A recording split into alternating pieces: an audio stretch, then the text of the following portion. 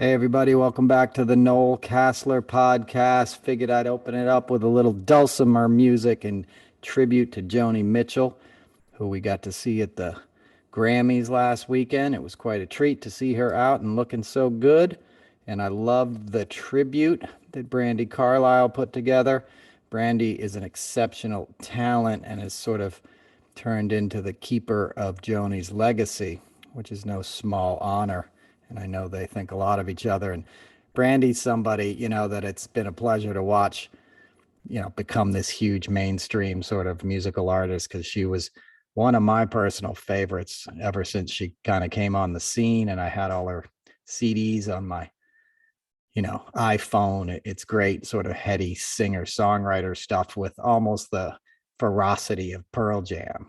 Her voice is something to behold, and her playing and her writing is just incredible. I even had a baby Collings at one point, which she used to play, and I told her that. She was cool about it. I got to hang out with her a few times. Stephen Stills was a massive fan of hers, and he turned me on to her. And she came and did a benefit he does every year in LA called Light Up the Blues. And I've done a couple other really cool like charity events with her. I even got to hang out at Paul Allen's house with her and her wife, which was a really surreal experience. Paul Allen being the founder of Microsoft, the sort of brains behind it. And, the guy who got screwed over a little bit by his partner, I forget his name, but that's a joke, Bill Gates. But anyway, I remember sitting with Brandi and her wife like upstairs of this great recording studio that Paul Allen had in his house. Paul passed away a few years ago, sadly, but he had like this incredible recording studio in his house, with all the great amps and all the great guitars and incredible equipment. And he would invite like famous musicians to come over and jam with him basically because he could afford it, and it's funny, he had like the same outfit, the same studio on his yacht. And I know guys who had the gig to play with him, and he'd take them out to sea essentially and be jamming. And then he'd be like, "Oh, I got a call. I got to run. You guys just enjoy yourselves." And he'd hop on his helicopter and leave, and these guys would be getting $4,000 a day to sit there on this dude's yacht. But very cool music guy, has the EMP Experience Music Project in Seattle. It's like this museum that has all the Nirvana stuff and all the great Seattle bands going back to Hendrix. And anyway, so we're upstairs in his house above this studio one night at this party before this big event at his museum. He sort of had a jam hang at his house. And I was standing up there and I got a cup of coffee. Obviously I don't drink, and I got a cup of coffee. And I was standing with Brandi and her wife, and they had like waiters, like it was fully catered. And the guy handed me some coffee. He's like, "You want some half and half?" And I was like, "Yeah, right here." He gives me some half and half. And I was like, "Oh man, you guys got that Microsoft money, huh? You got half." It killed in the moment. And another funny story from that night. I don't know why I'm opening the show with this, but I'm hanging in this house, and Paul's there with us, and it's not his main house. It's like the studio outbuilding on his property there. I think it's called Star Island or something like that in Seattle area. And I sort of go outside to get some fresh air or something. And I'm walking around and I see this glass like building. It was like a living room made out of glass on all sides. And in it were just these fancy cars, like, Bugattis and like McLarens. I might have told this story on the show before, like the fanciest cars you've ever seen, like 12 of them, with just like a spotlight on each car inside the dude's house, like total, like cool James Bond type stuff. And I remember thinking, like, looking around and you just see like hedges and stuff. There's no fences. And I'm like, I can't believe this guy has all this stuff right here. And there's no like security or anything. Right. And as I'm thinking that, like I'm having the thought and I take like 2 steps forward, and all of a sudden a dude just came out of the bushes and was like, "Sir, you're not allowed to go any further." And I was like, oh my God, he has security, but it's of such a level that you don't even see him.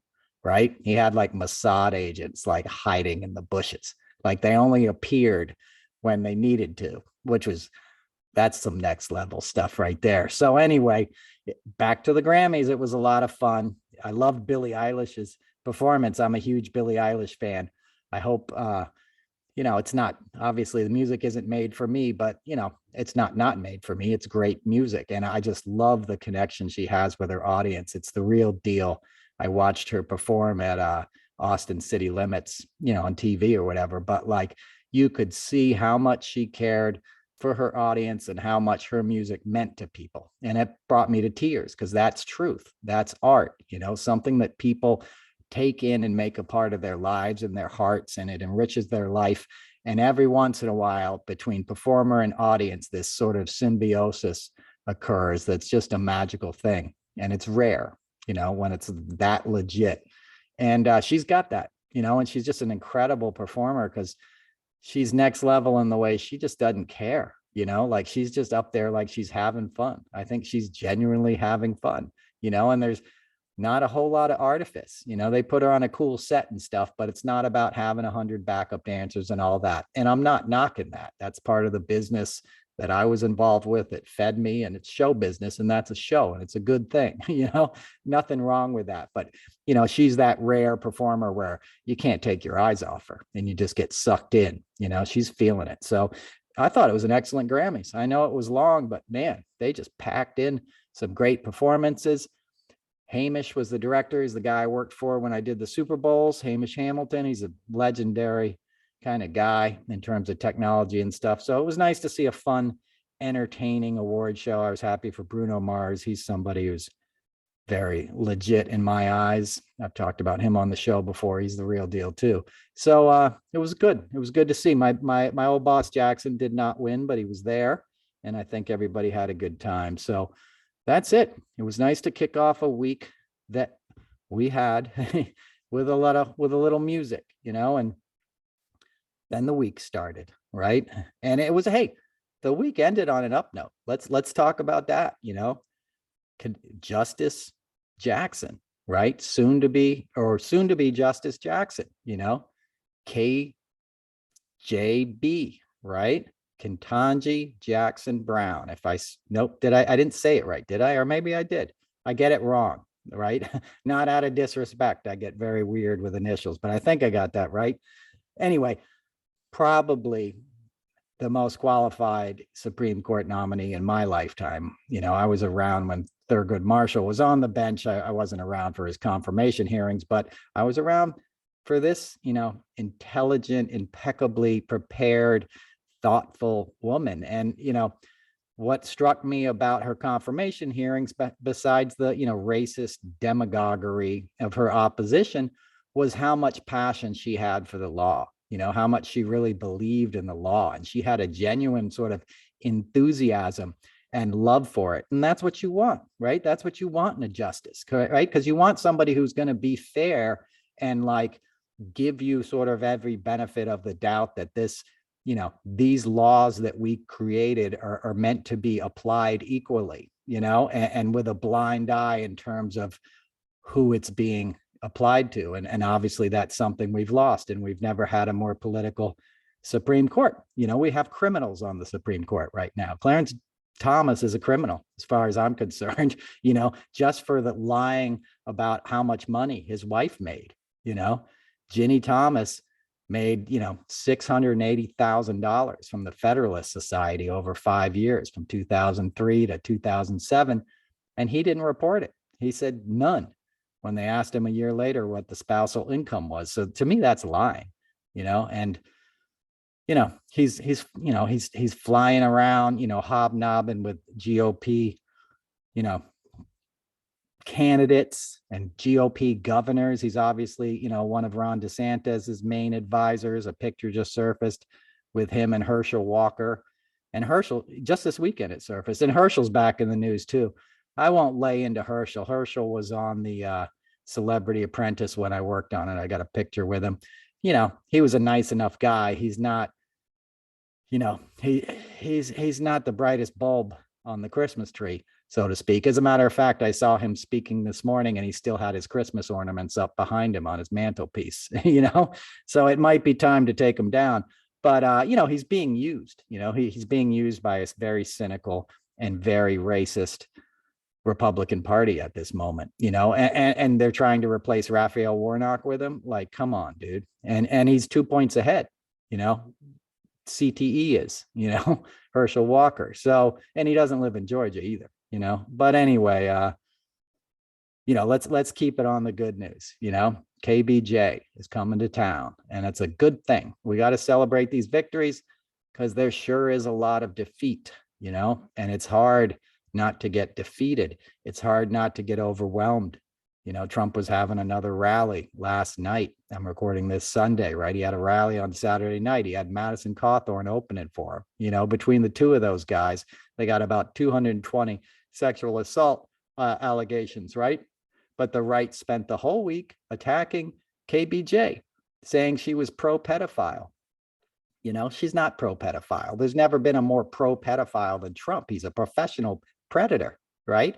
He had a contest that was basically like, let's find the hottest teenage girl in every state and get some middle-aged guys to tell us which one they think is the hottest, which, what is that? That's code for like, that's the one I'd do. But yeah, me too. All right, Miss Mississippi it is, that's predatory. Everyone knows Trump's a predator. I've talked about it before. I got friends that he assaulted, and started grooming when they were kids that ended up in Epstein's house. So he's a scumbag. He's a scumbag. The GOP is full of them. It's full of predators. There was another guy this week who was one of Trump's finance advisors in the South who just got busted for multiple counts of child pornography and child molestation, and I don't even have to get into Denny Hastert, right, who molested a bunch of boys when he was a high school coach. And he was the Speaker of the House in the GOP, right? He was a guy who made Clinton's life hell. So, they're obviously hypocrites, but it's like whoever lies the loudest is the one who wins these days because people check out, and because the base that the Republicans are pulling for is not the most politically informed group of people that this country has ever produced. Let's be honest, but they're really good at repeating dog whistles, so they'll hear from a buddy at a bar that such and such is pro-pedophile, and then they repeat it to their wife and their kids, and then these other guys say it on the bus on the way back to lacrosse practice, and it just takes on a life of its own, and you wrap it in a flag and a screaming eagle, and then you put several $1 billion behind it, courtesy of the Koch brothers and Rupert Murdoch, and you're off to the races. You're well on your way to propagandizing a population that's going to be brainwashed, and at the extreme ends is going to turn into a cult. And that's what Trump created. He's a cult leader. He's got a cult lining up to see him, sending him their money at a time where who can afford to, spare anything? And if you can, why not send it to somebody who's starving, or lost their job or lost their home, or has bombs dropping on them in a foreign land? Instead, Trump's asking you to send it to him. He's not declaring his candidacy, and he's having massive rallies and fundraisers. It's insane. And it all comes from that same misinformed public. Everybody's sort of reacting to the emotional stuff, and I always attack the right, but it's on the left too. People are getting played just as hard on the left. It's not popular to point it out, but there's a ton of PACs and a ton of accounts. Follow me, retweet this, help us raise this money, help us stop this. These people are building their own brands. They're making money off of this. When people need to be, safe with their money and sending it where you can really make a difference in a race, not just promoting your favorite Twitter account or something, So there's grifters all over the left too. Everybody's got their little digital dollar sign on their account these days, who the ones that are kind of the most active on there, and everybody thinks it's all innocent because you're mad and you get pissed off. So you want to donate money. And then you realize, well, I helped somebody pay their mortgage, but I didn't turn a seat, so you got to be careful, Lincoln's Project, those guys had $60 million. They split amongst them, well before the election even happened, yeah, they mean well, they're smart guys, but they want to get paid. And there's only so much resource and there's only so much time. And we're in a foot race for democracy right now.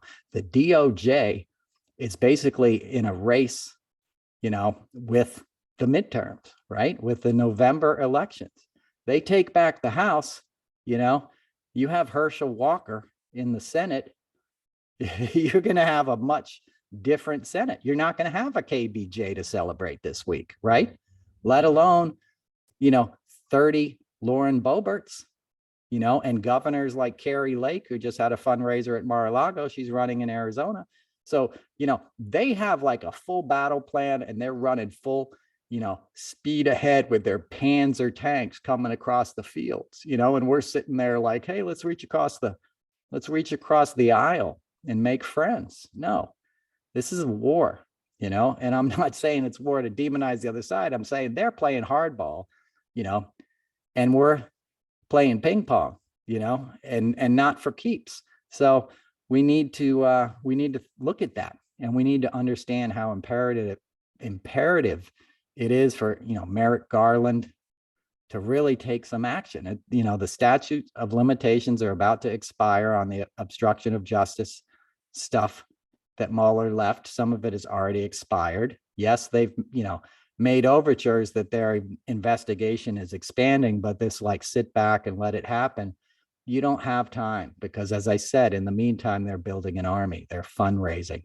and they're polluting the populace with propaganda in a much more effective way than the Democrats are. Because the Democrats, we tend to infight. We tend to say, oh, the progressives are the reason this didn't pass. The progressives, they asked for too much, and that's why we don't have voter reforms, which would have been probably the most crucial thing to stop, the potential bloodletting that we may have come November, right? And it didn't happen because of two Democrats, because it's Kristen Sinema and Joe Manchin, Mr. Colbert and Joe Manchin, who when he was governor, even before he was governor, he was like a state senator, he allowed this permit for a coal factory, a coal mine and a coal plant, a power plant to be built on top of this mountain.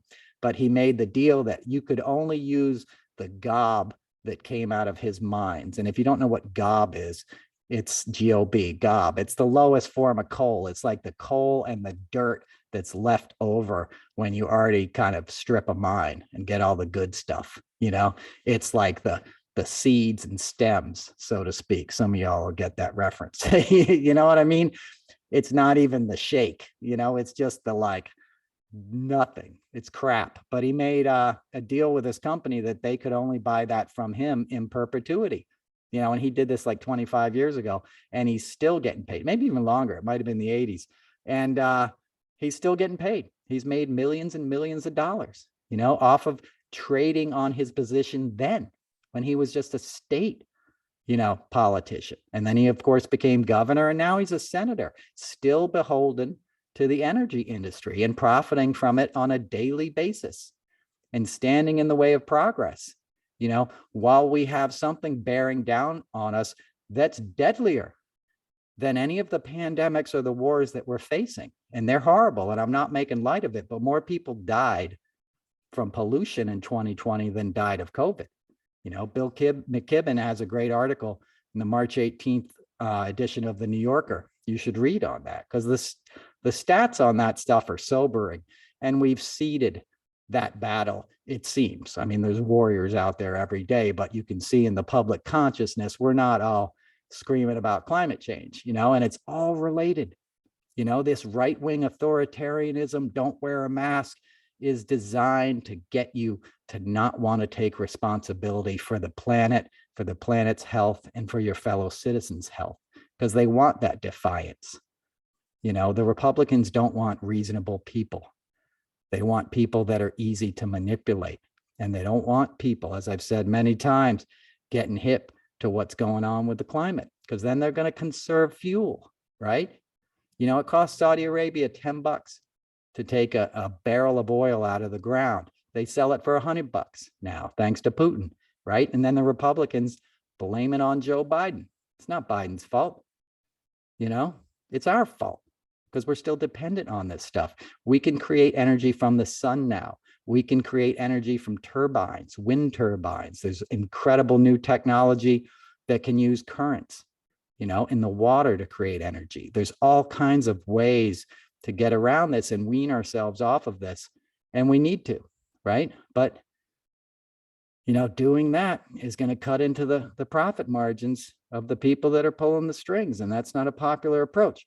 So you get this defiant mentality being sort of, manipulated and harvested in our consciousness. And it's not just in America, it's all over the world, and it's a shame when you see politicians running on it. The mayor of New York City just tested positive for COVID this morning, right? This guy went to the Gridiron dinner in DC last week where 67 people tested positive. So he knew he was exposed to it in a major way, right? And then he spent the last week in New York City clubbing, as he does every night, and putting his videos out. The guy's trying to become a big star. I get it. I get it. But like, he's using the office for self-enrichment, and then he goes to Albany. He goes to Albany knowing he's been exposed to COVID, right? Where the rest of our government sits, and our governor and lawmakers, and exposes them all. And now he's got it. The same guy who just lifted mask mandates in New York City and vaccine requirements. That's insane. We're going to be back to wearing masks by June, right? Like Colombia just instituted them again today. You got to wear your mask again. It was too soon. We've gone through hell, but you can see when there's money involved, right? People want to forget about it. People, and he was a perfect example of that. That was a greedy, narcissistic politician. It was like, I'm going for that side of the vote. I'm going to get the cops and stuff. So, it's scary, but you always have to pay attention to what's underneath, these sort of ideologies and philosophies that we're dealing with now, right? Because it all comes back to the same thing. It's sort of greed, it's the rampant greed in our political system. Mitch McConnell just said this morning he doesn't want student debt relief. Mitch McConnell, the guy's wife, was under investigation as transportation secretary for, giving favors to her family. Her father owns a huge shipping company that happens to ship coal and iron ore to China, ships it out of South America, ships it all over the world. The stuff that's killing the planet was getting special treatment by the United States transportation secretary, to the point she was under investigation, right? And of course it was quashed, right? Bill Barr, those boys killed it, right? Because justice only goes so far when there's money involved, when there's big oil and big shipping, right? So Mitch McConnell's got access to all that. He's got Deripaska's money, pumping all this money into, Rusal, which is Russia's aluminum company, promising to build all these factories, in Kentucky, right? He pumps all this money into these Republicans. So yeah, they don't have to worry about student loans, and why relieve the debt on the working poor and people trying to strive? And most student loan debt is held by, African Americans and minorities in this country, right? So that's exactly the population they always want to punish, and their own. He doesn't want people in Kentucky getting good educations, because then they're going to see through his bullshit. And that goes everywhere that the Republicans hold power. Relieve that debt. What do you care? And don't even get me started on how draconian the lending policies are. It's insane that those are agencies that had sort of government approval to make people debtors for life. It's really hard to get out of student debt. Trust me, I know. I've been paying mine since the 1996. And I only pay the interest, and I've been paying it forever. That's where you get into this cycle. You're just sending them a couple $100 or more every month to pay off the interest. They love that. That's a perfect scam, right? But these guys are controlling the purse strings. Mitch McConnell didn't have a problem adding a couple $1 trillion to the national debt for the tax cuts under Trump, did he? Right? Which is what a lot of it comes down to, and why you also need to distrust the media, because the people that run these media corporations, they kind of like these tax cuts too. I tweeted about this a lot this week, but half of these deals and hires are done with guys sitting out at, at Wingfoot, at Atlantic, at some golf club, in Palm Beach in the winter, or the Hamptons in the summer. You know, Chris Wallace didn't go to CNN because he was disgusted with the rhetoric. He was at Fox for 18 years. It wasn't like they just started saying BS overnight, right? He knew who he was working for. You know, he goes to CNN to get a more, you know, conservative viewpoint there, right? And there's a great clip that came out this week with, you know, Hannah Jones, you know, who wrote the 1619 Project. I'm sorry if I got her full name wrong, but you know, she wrote the 1619 Project, and you know, which is obviously what started the whole, you know, CRT kind of, I don't want to say kerfuffle because it's their main gig on the right now, is manipulating people that their students might be told the truth about the country they're living in, right? Which is another thing they don't want people thinking about or finding out, you know. And Chris tried to push her on it. And he was like, well, the greatest generation, you know, according to Tom Brokaw, you know, they went and fought World War II. So those guys weren't racist. They didn't come home and behave racist. Yeah, they did. They came home and lynched people. You know, black soldiers who saved their asses many times in World War II had to step off the sidewalk when a white person was walking by. That's disgusting. You know, our armed forces were segregated then in World War II. But he used the example, he goes, some farm boy from Indiana isn't a racist. Some 20-year-old farm boy. What? That's the breadbasket of the KKK. That's where it's from. That's like the largest support. And of course he's racist, you know, and it's well documented how many vets went to lynchings and stuff. Strom Thurmond was a freaking general in World War II, right? But it's that self-mythologizing that the white man and the white corporate interests want to hold on to. And they want to push away any quote unquote radicals that are trying to change America's thoughts. And it's not changing thoughts, it's telling the truth. You know, it's like Howard Zinn, The People's History of the United States. You read that for the first time and you're like, oh, dude, they weren't telling me anything about how this went down, at least not in my, you know, pretty mediocre public education, you know. Like, you know, if I went to Horace Mann, I would have probably heard about Columbus in a little more detail, you know. But, you know, in my, you know, junior high schools and public elementary schools, you know, they give us a little song and we sing about this great Italian guy who discovered America, you know, and they skip over the genocide part. And that's essentially what we're trying to do now. We're trying to be like, hey, it's not our fault how this happened, you know. And it goes to the extreme of somebody like Tom Cotton, you know, who equated Justice Jackson with Nazis, said she would have been defending the Nazis had the Nuremberg trials been today. That's probably one of the most shameless, deceitful, disgusting things that a US senator has ever said, you know. And that's a senator, by the way, who lied about being an Army Ranger when he was running in Arkansas, where he's from. And he's got 2 degrees from Harvard, undergrad and Harvard Law, JD degree, right? This guy's a rich punk. You know, his family has a dairy farm in Arkansas. Pardon me, I know there's a difference. I don't know what it is, but there probably is a difference. But more teeth in Arkansas, and you all had Bill Clinton. But anyway, I'm joking.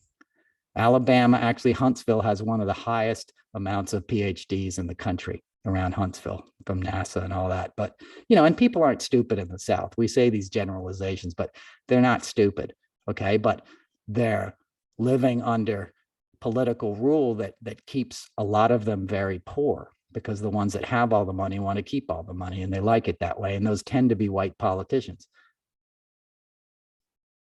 But anyway, back to Tom Cotton, who looks and is named like somebody, if I was casting, you know, I've said this before, I think on the show, but if I was casting like, you know, a Civil War drama and wanted a mean ass plantation owner, that's my guy. Right? He looks like the family bullwhip is handed down through the generations. Okay. So here's a guy when he was running in Arkansas that told everybody he was an Army Ranger. He is a vet, you know, he did serve in Iraq and stuff, but he said he was an Army Ranger.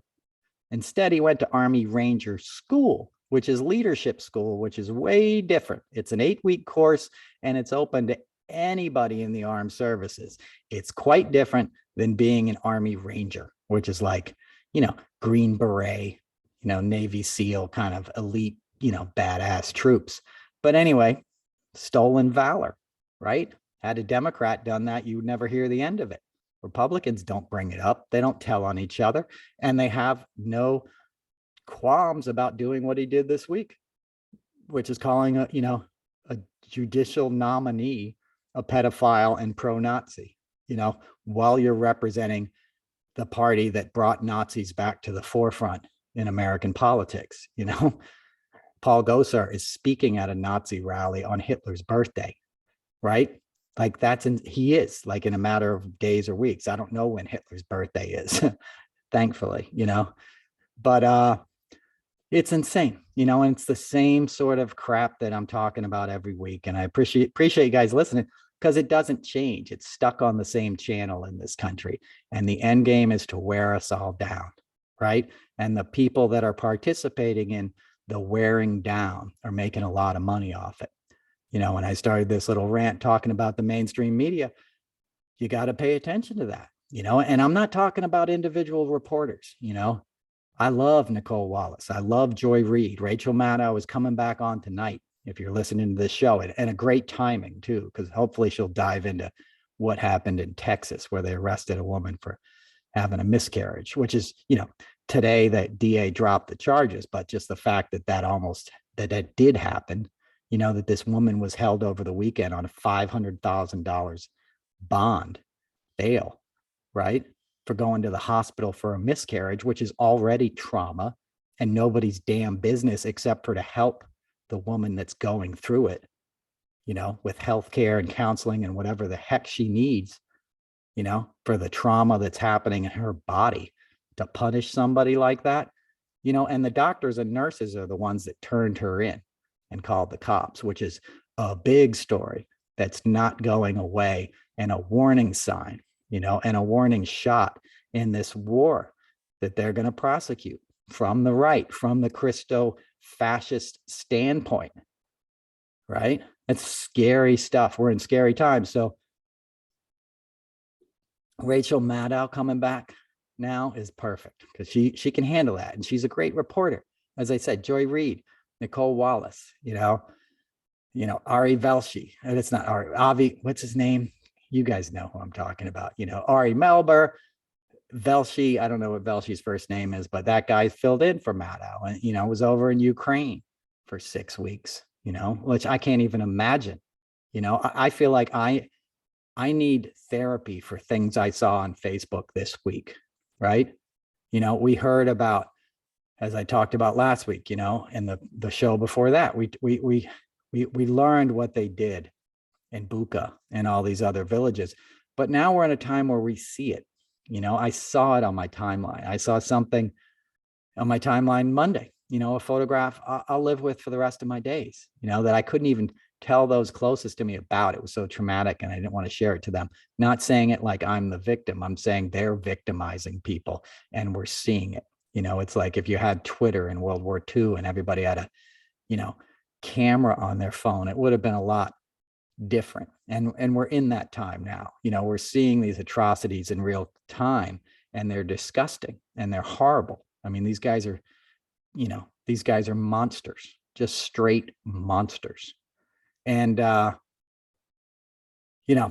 we need media, right? Media is not the bad guys, and we've lost already way too many journalists trying to tell this story and document this. And these are brave people that are going to carry these scars, whether they're physical or emotional, for the rest of their lives, right? So there's no more noble profession in my mind, than journalism. So when I talk about this, I'm not attacking journalists, but I'm attacking the corporate structure, that doesn't ask the tough questions, that keeps putting these jokers on the morning shows. CBS hired Mick Mulvaney. Like, are you kidding me? Mick Mulvaney was the guy who helped Trump shake down Zelensky. He's probably as responsible, as anybody, beyond Putin, right? And beyond Trump himself, responsible for making Zelensky's life and the life of the Ukrainian people's hell. You know, these guys own part of those pictures that I'm seeing. They own part of somebody's dog getting eaten, you know, and then they leave the, you know, the paws nailed to the fucking person's wall, which I saw. You know, heinous stuff, Game of Thrones level stuff with these scumbags that are coming in from Chechnya and stuff, these sicko forces that Putin has, right? It's like Game of Thrones. And a guy like Mick Mulvaney helped Trump shake down Zelensky. Now he's got a job at CBS. He's going to be a commentator, you know, and their response for the hire was that they think the Republicans are going to take back the House in the midterm. So they want to be prepared. What, to lie? You know, you want to be prepared for when like Lauren Boebert gets up and tries to like, you know, introduce articles of impeachment against Biden. You want to have somebody on hand to help that propaganda? Yeah, you do, right? Because you know that's going to be bigger bucks for your shareholders. You know, and we're in a country that like has become numb to a lot of that stuff, you know, or you just tune out and you don't pay attention to how this stuff works. And these guys get away with it, you know, and it's dangerous because the results are what happens in Ukraine. And that could happen here. You know, we're not going to get attacked like that by another power, but we could have, you know, we could have guerrilla warfare, MAGA style folks in our streets blowing up Planned Parenthoods. I mean, they already do, right? But Trump is basically begging them to do it at every rally. He was attacking transgender kids last night in his rally, and the people are clapping. You know, the people that probably all have guns. It was in North Carolina. Right? These guys all have weapons, right? So he's going to say those people are evil, you know, go attack them. They're pedophiles. They're Satanists, as Marjorie Taylor Greene says every week. That's insane, you know, and these people are already given to violence. They're already obsessed with violence. They've been fed a diet of violence. They raise their kids to shoot people on video games for fun. You know, they go hunting like it's their heritage. Some hunting's fun, but you don't hunt with a, you know, AR-15, right? So it's scary. And if you don't think that violence could happen here, you're blind because fascism is on the march. Will it win? No. Love and truth will prevail. I believe that, or I wouldn't bother speaking, right? I'd be out of here.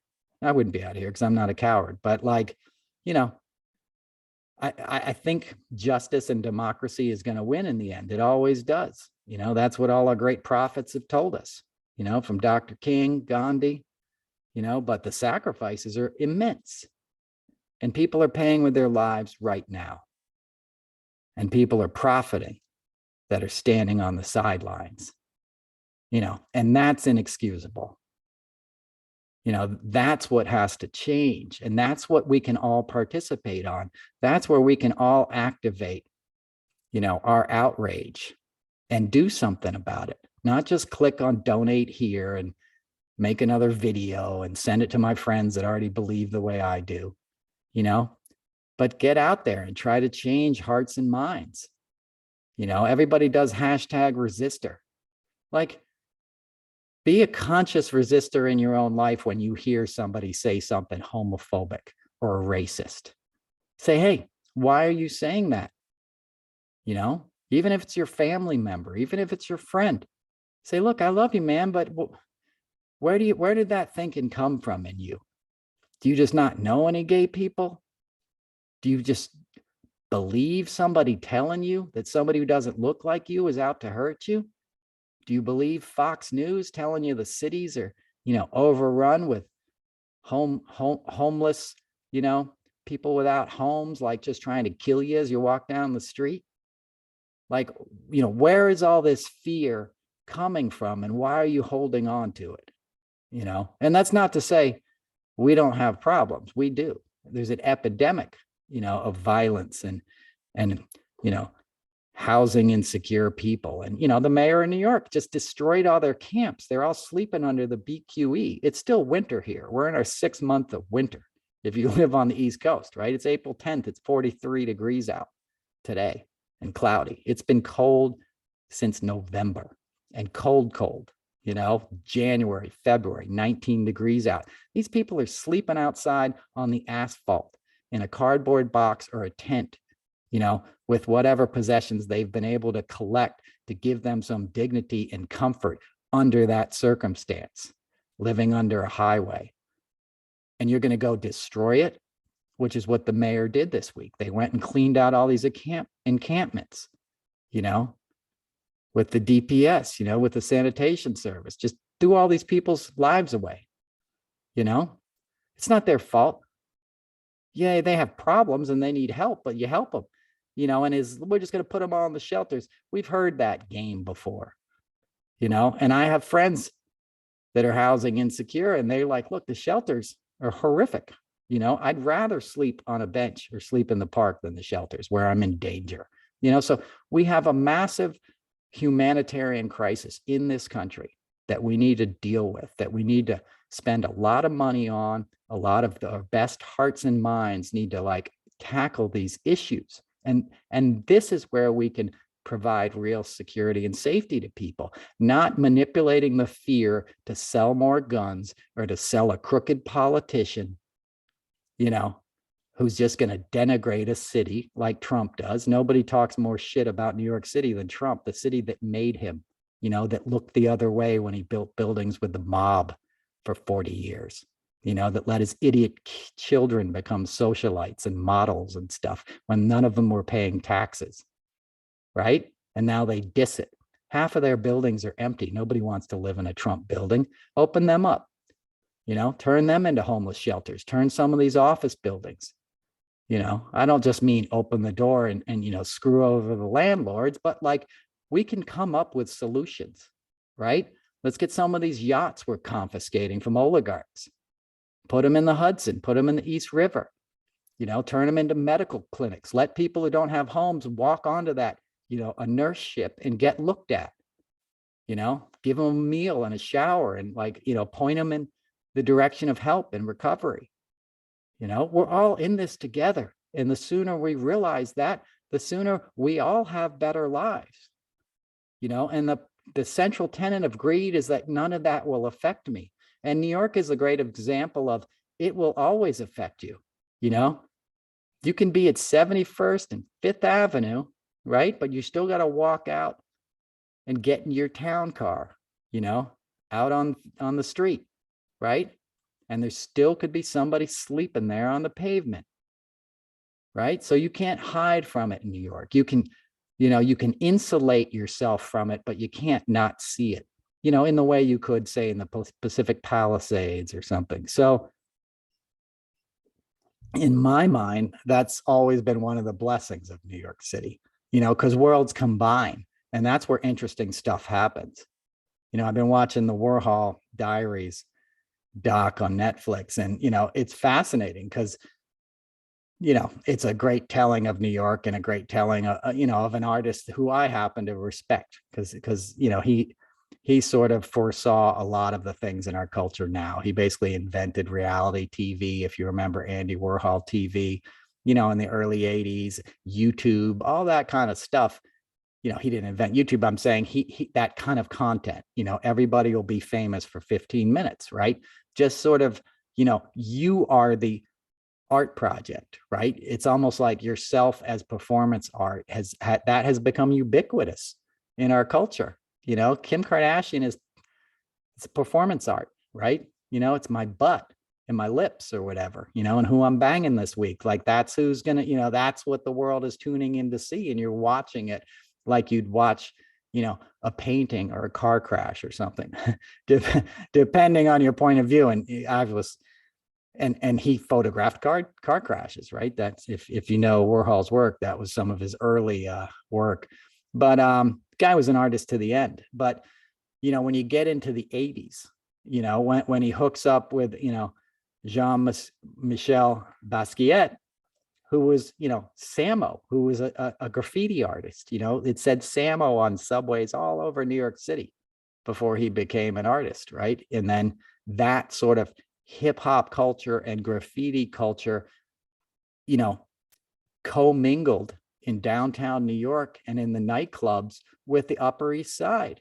with rich artists. Warhol lived in a townhouse in the 60s, right? He's hanging out with heiresses and stuff. He has patrons. He sells a portrait for, 100 grand, and he's knocking out 10 of them a day or whatever. Like, he's a wealthy man who hangs out with wealthy people, but he loses his sort of creative artistic fire until he mixes again with that downtown world, and then informs the culture, right? And it makes a better artist, and it makes a star out of Jean-Michel Basquiat, who's like a broke guy.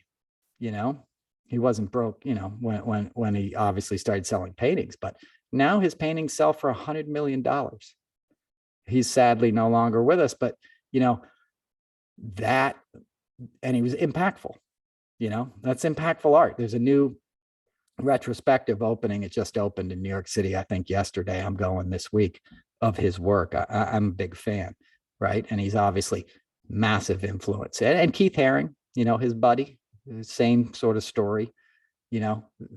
Those guys did it, man. Like, you see their influence, right? But that wouldn't have happened without the mixture of worlds, which was New York City, right? CBGBs, all this downtown kind of like grungy, Tompkins Square Park, junkie life, got picked up by the Suits uptown, and they said, we can make some money off this. And all of a sudden, the Ramones go out to the world and everybody hears it, and kids like are listening in their basements, that end up forming bands like Nirvana and Pearl Jam and stuff, and all of that stuff mixes, in a place like New York City when it functions at its best, and it's a harsher life if you're on the bottom of that scale, but you have the opportunity to create and hopefully have your art rise up, and sort of get discovered, and there's all kinds of politics and tastemakers involved in that. But my point being is, a functioning, healthy city with a diversity of culture and opportunities for all makes the world richer. It's our greatest export. And if we've learned anything about the American experiment, it's who we are as a people that has the most influence on the rest of the world. And who we are as a people is most strengthened by our diversity.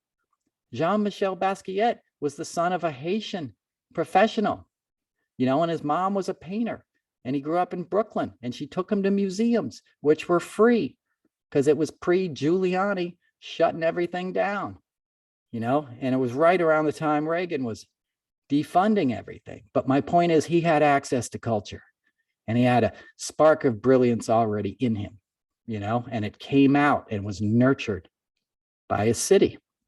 And again, he's now beloved artist around the world, and it shapes the world. And that's the stuff, that's the magic that can happen, and that's the stuff that I fear we lose when we turn our backs on people, when we view them as the enemy, something to just be cleaned up, Basquiat was sleeping in his studio, when he had a studio, right?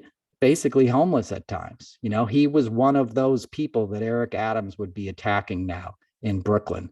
I guarantee you there's some creative people living under those, overpasses, that haven't gotten their shit together yet. So compassion, culture, right? Equanimity, access, right? Doesn't mean some people can't get rich and some people, are always going to stay poor, like if you don't get over your own addictions and stuff, you're screwed. But you can have a fighting shot, and you never know who's going to change the world, right? Steve Jobs, we were talking about Paul Allen or whatever before, I've been watching all these tech, documentaries, not documentaries, these series I'm fascinated with. But, Steve Jobs, you're starting something in your garage, that's going to change the world. That is the spirit of America, innovation, development. But now it seems so many people want to fix the playing field and make it impossible. They want to crush all the competition, right? Now somebody has a startup turns into a big company or a media company, and they want to snuff out the competition. They want to buy up all their competitors. They want all the money to flow through them. That's the Jeff Bezos approach, right? When he started Amazon, right? He just bought up all the other people that were selling their wares on there, ran them out of business. Now he's the only guy you can buy half this crap from, you know? So it's that pulling the ladder up behind you thing that I always hate, you know, and it's the fierce competitiveness. You know, competition is good. It's what makes business run. It's what makes sports run. It's what makes schools run. You got to keep score, right? But you don't have to make it unfair for your fellow humans, right? It's like I always use the analogy about the yachts. You know, when I see the super yachts in Nantucket, you don't get a yacht like that without hurting somebody.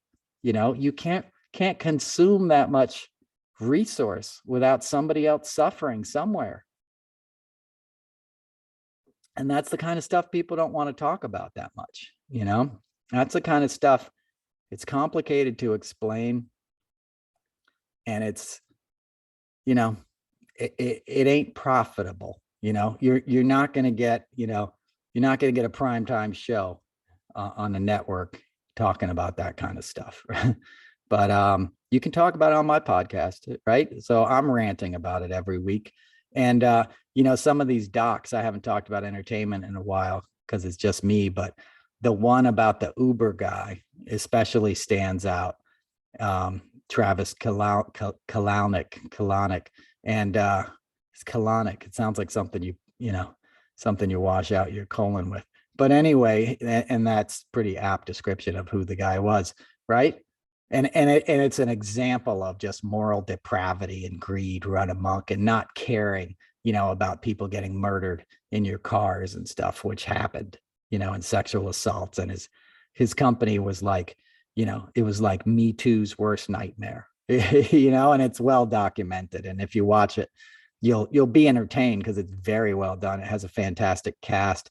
And then the other one I've been enjoying is the one called WeWork, on the WeWork guy. And that one is just amazing because that one has what's his name? Jared Leto, and the woman who was like, oh God, I can't remember her name. Black hair, pretty, was like Anne Hathaway, right? And Anne Hathaway is killing it. And she plays this character, which is clearly based on, you know, Ivanka Trump and like Gwyneth Paltrow. And she just nails it. You know, it's a phenomenal performance. And she chews up the scenery and skewers, you know, that sort of like uber wealthy, new agey kind of BS, right? And I'm a new age kind of dude, right? I say mantras every day. You know, I'm a yoga guy. I'm not dissing new age, but like, you know, her husband's like complete like reprobate, you know, reprobate, and like just immensely irresponsible with this incredible wealth and opportunity to employ a bunch of people, you know, and he's just like got the same kill or be killed, you know, I can't be stopped attitude. And the problem in both of those cases is that both of those guys left with billions of dollars. Okay. They're both worth more than 1 billion. Travis, I think, is worth 2, and the WeWork guy is worth 1 or 2. So they both left these disasters of companies with more money than they'll ever need, or anybody with their last name will ever need, you know, for 100 lifetimes. And in the case of the WeWork guy, all his employees had these stock options, because everybody who comes on board with these things, you get in early and you get these stock options, and then the company goes public, and all of a sudden you're worth $20 million, you know, or more, or $10 million, or $500 million, depending on how many shares. But the whole gig, you know, with these startups is that you're going to become, you know, one of the founders and the early employees. And we have a zillion examples of that, you know, somebody who worked at Apple early and all this stuff, you know, it's a good, sweet gig if you can get it, right? So all these guys at WeWork, that's what they were working for. They're working for this maniac for years because of these stock options. And when it finally goes public, your shares are going to make it so you never have to work again, and nobody in your family will. And what happens, right? This guy screws it up so bad that it never goes public. I'm not spoiling the show for you. That's, you know, it's common knowledge, hopefully. But my point is all those employees get screwed. None of them get a payoff, and he gets to ride into the sunset, right? Because it never goes public. Their shares are worthless, essentially, you know, they don't mean anything. So he gets to misbehave and then get away with it and make a lot of money. And that seems to be a theme in this country, right? And that seems to be something that we are not punishing, you know, we're not reacting to with the right sense of moral outrage. Yeah, it's cool to make a Netflix series, but, you know, you can see where this episode is going in terms of wrapping that up, right? Because I started off saying, you know, we're in a foot race. DOJ is in a foot race with the calendar, you know, with the midterms, and then with 2024, which Trump is campaigning for and not announcing his candidacy. So he doesn't have to be within FEC guidelines and report his money or be told what he has to do with it, right? He's in no violation. Now he can spend it on anything he wants. And he is, you know, but he ain't spending it on his campaign, right? Because he's already got people in place to keep his name in the news, right? But he's grifting people right in broad daylight, and no one's stopping him yet. You know, it came out on Friday that Don Jr. texted Mark Meadows, you know, and said, hey, we have operational control. Let's just call this thing. Let's just make this happen for Trump. 2 days after the election, before it had been called yet, right? When the votes were still being counted, Scrump, little cokehead, you know, drunky McDrunk asshole who got his ass kicked at the Comedy Cellar, you know, 20 years ago for being a big drunk. I like to tell that story because people forgot it, you know, and he was dry when I worked around that family, but he relapsed, you know, and now he's in a full coke meltdown every night in his little videos, right? Except for the last 2 nights because he hasn't tweeted since the story broke, right? But the story breaks on Friday that he's texting Mark Meadows and basically talking about overturning the election, right? The most nefarious stuff you could think of, this kid is doing. This kid who's not supposed to be involved in any way in the White House, right? The whole gig when Trump took office was, I'm going to, you know, step away from the company and Don Jr. is going to run it. And I'm going to not know anything about what's involved, which we all know was BS because there's nothing Trump cares about more than his company. So I guarantee you he was taking calls every night in the residency, you know, residents talking to his kids about what the company was doing. And he was probably doing a lot of that in the morning in between snorting Adderall and sitting there in his Depends, you know, for executive time, which is what they called the fact that he didn't show up in the Oval Office till noon every day, which is a point I constantly point out because the guy's got the most powerful, important job in the world. He's not showing up till noon. Can you even comprehend that? And he's new to the job, right? Because the job only lasts for 4 years. So he was doing that in his first couple of months. Could you even comprehend not being early for like the most important job in the world? You'd be down sitting behind your desk at 7 a.m. if you were a functional human being. But he was worrying about his own interests, and his son was breaking the law by consulting his father with this. And then his son was like, all right, let me get involved in keeping my dad in power. Let me text the White House chief of staff, the same guy who was receiving texts from Ginny Thomas, telling him to release the Kraken, right? So all these operatives were corrupting a free and fair democratic election on behalf of a would-be authoritarian, and nobody was stopping it. Yet at the same time, they were demonizing Hunter Biden, who's sober, you know, who was, you know, a drug-addicted person who got sober, you know, as I have been and am, you know what I mean? There's no shame in your game. Addiction is not shameful. It's a medical issue. If you get help for it, but they demonized it, even though the kid who was doing that, you know, most of the memes you see on Hunter Biden start coming out of Don Jr.'s Twitter account. He had one last week where he was slapping Hunter Biden, who had a crack pipe in his mouth. You know, Don Jr. probably had half of Bolivia up his left nostril when he tweeted that thing. Okay. He's as coked out as you could be. They probably show his videos in rehabs, like to be like, this is what you don't want to do.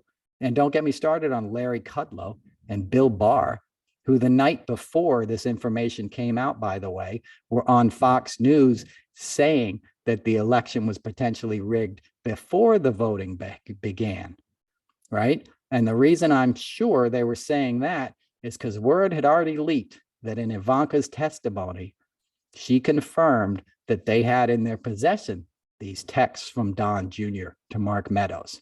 So they needed a workaround, right? So they had Bill Barr and Larry Kudlow, who was a crackhead, who was my neighbor on 93rd Street, in the same situation, somebody who was sober and relapsed and took a job in Trump and, ended up drunk on the Sunday morning shows every day for 4 years. Pathetic guy. He's an asshole.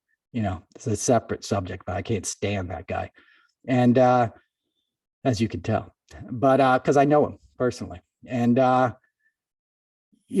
again, I'm not denigrating people with addictions, but if you're in active addiction and you're messing around with the levers of government, get the hell out of here. If you're blaming your opponent for the same thing and trying to demonize his son, right, who wasn't even in power, whose father wasn't in power yet at that point, the stuff they're trying to nail Hunter on, Biden wasn't president then, but it doesn't matter. It's like I said at the top of the show, whoever lies loudest wins. Right? So that's where they're at. And this story breaks on Friday. The upteenth smoking gun, or as Laird's tribe called it, a smoking rifle, like a stunning revelation coming a week after, we learned that 7.5 hours are missing from the White House call logs on January 6th, right? We're learning that on November 5th or whenever, Don Jr.'s texted Mark Meadows, saying, we got this. We control the levers of power. We have operational control. I hate this faux military speak they all use too, but that's Don Jr. If you know him, he's always been a little wannabe, military guy. And his dad said he'd disown him if he actually joined the Marines. It shows you how much, Trump thinks about the military. And we already know he thinks they're losers and suckers, right? But anyway, they're all cosplay warriors. So this news breaks on Friday with Don Jr., and it's outrageous. And it makes its round on Twitter. And then the next day, it's on page A15 of the New York Times, right? It's not a headline above the fold. It's on A15 in the same city where the Manhattan DA just wrapped up his investigation essentially into Trump. He sent out a statement, said it's still going on, but it's not going on. They sent the witness information back.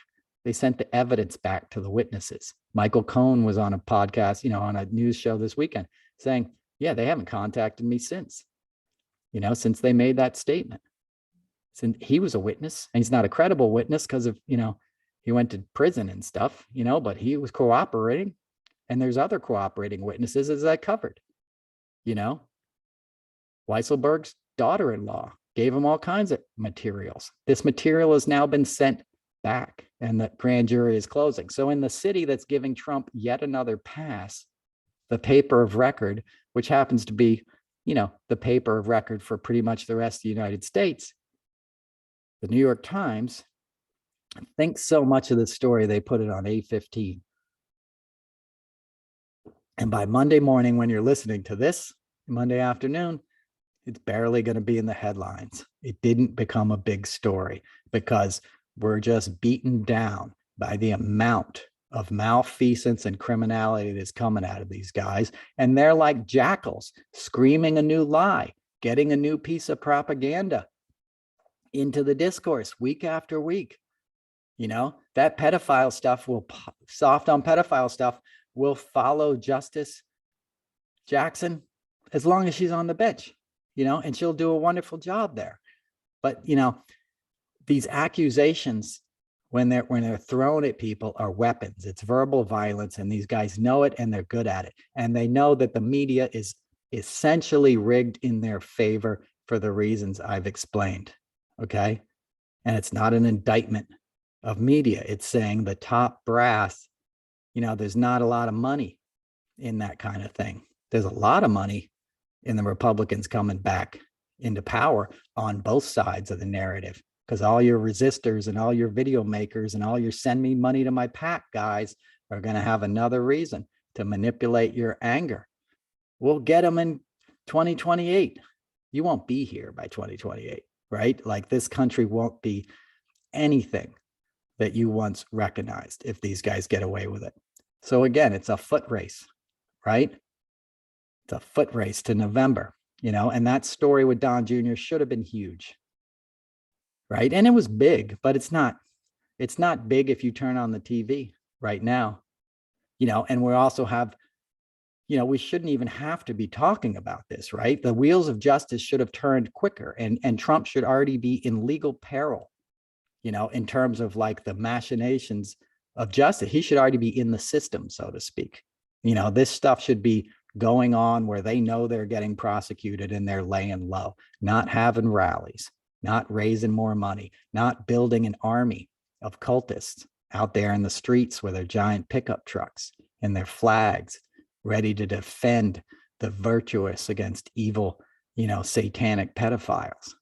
It's insanity, and this is all going on under the backdrop of the most horrific war we've seen in Europe since World War II, where we're watching a genocide in real time.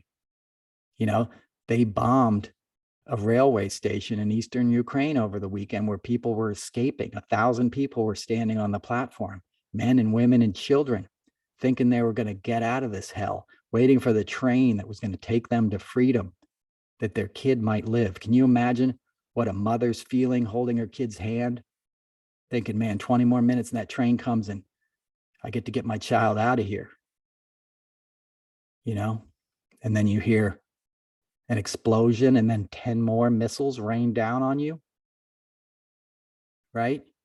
And 50 women and children are killed. Hundreds are injured. That's torture, man. That's abhorrent. That's a war crime. That's genocide. That's horror. And it's happening day after day all over this country of Ukraine, So against that, we have this sort of stuff going on in this country, people pushing for the same sort of values that Putin is pushing for propaganda, for white Christian nationalists, for demonizing your opponent and eradicating them. That should strike fear in the hearts of everyone. The first round of the French election was today, and Macron thankfully beat Le Pen, who's Putin's puppet. She's a Nazi. She's a Nazi sympathizer, daughter of a famous, French Nazi, right? Nazis, dude, obviously the French, weren't Nazis, but a lot of them were into the Nazis, and a lot of them were killed by the Nazis, right? So to think that a Nazi candidate could get 23% of the vote, and, Macron got 28, which is a hopeful sign. And I think the next election is in 3 weeks. So he's going to win, but that's too close for comfort. It's spreading. Fascism is spreading. Orban, Hungary, CPAC's going to be there next week. All these Republicans that I mentioned week in, week out on this show are going to be flying to Hungary, a country run by a dictator, an anti-LGBTQ dictator, just like Putin and just like Trump. And these guys are going to go kiss his ring, and spew their MAGA hatred on foreign soil. That's insane in the name of Christianity. Tucker Carlson broadcasts his show from there. It's nuts, right? It's nuts. Okay. But we're going to be okay. Ultimately, we pay attention. We don't lose sight of these stories like Don Jr. Catalog it, put it in your brain, see how it all fits together. Be outraged when Mick Mulvaney gets hired by CBS and think, maybe I don't need to watch The Survivor, which was a Mark Burnett production, the same guy who gave you Trump on behest, at request of Putin and the oligarchs to whitewash the image of their money launderer in New York City and make him ready for primetime American politics, which Mark Burnett did. He filtered the image that the guy was a billionaire. He wasn't a billionaire. Wasn't even close to it, as I've said many times, right? So it's all related. Pay attention, take a time out if you need it. The timelines can be crazy. I'm taking a Twitter break myself. It's too exhausting. Anything you post, people are just compelled to put their stupid crap in your replies. And even people on the left don't realize how exhausting they are. You know, I appreciate the encouragement and nice people, but some people are just being idiots. It's like being like, you know, with just recalcitrant high school kids sometimes, just people just being obnoxious. Like people are dying. As I said, I saw things on there that were horrific, that will scar me for life. And it's not about me, but I'm saying like that's the level of what we're dealing with. This isn't jokey joke time right now. You know, this is all hands on deck. Fight for democracy. Fight for those children. Fight for those mothers that thought they were going to get on a train to freedom and were lying in the street, you know, a minute later. And now they're in a bag, you know. Fight for the 700 people they just pulled out of a mass grave in one town alone. You know, that's what we're facing with. And the things that made that happen, some of them began here, and some of them were encouraged from here. And there's still people here profiting from the man who's persecuting that war. And don't ever lose sight of these scumbags, these Mitch McConnells, these Lindsey Grahams, who probably turned in the most hateful, vitriolic performance. And another drunk, clearly a drunk. Look at his face. He's like an ad for Betty Ford, like puffy face. He's seeing the bedevilments every morning. The four horsemen are coming for that little dude, okay? And not in the way that might be found pleasurable. You know, you guys in the rooms will know what I mean by the four horsemen. That guy's clearly in the thralls of addiction, you know? And he's sitting up there spewing these lies. And it goes to character, you know, it goes to like moral clarity. And there's a huge lack of it on the right. So we need to make up for that and view these people as sick and suffering and corrupted by greed, you know, but that will harm us. You don't let the drunk guy drive, so to speak. And the drunk guy's been driving for many years now. And it's time to pull the car over, put him in handcuffs and throw him in jail. All right. So that's the week, man. Episode 58. I hope you guys have a good week. Look forward to talking to you next week. I did the dulcimer performance at the beginning. That's for one of our listeners, Barbara, who requested it. Thanks to all you guys who send me these kind notes. Thanks to the new listeners. Shout out to our buddy Jeff over there in the Greek islands. Saw a picture of my man kite surfing. Dude, he's kite surfing in cerulean blue waters while we're freezing our asses off. And he's an East Coast boy. So, you know, I'll cut him some slack and hope he enjoys himself. But shout out to you. Shout out to all you guys. Stay safe. Peace and love. And I'll talk to you next week. Bye.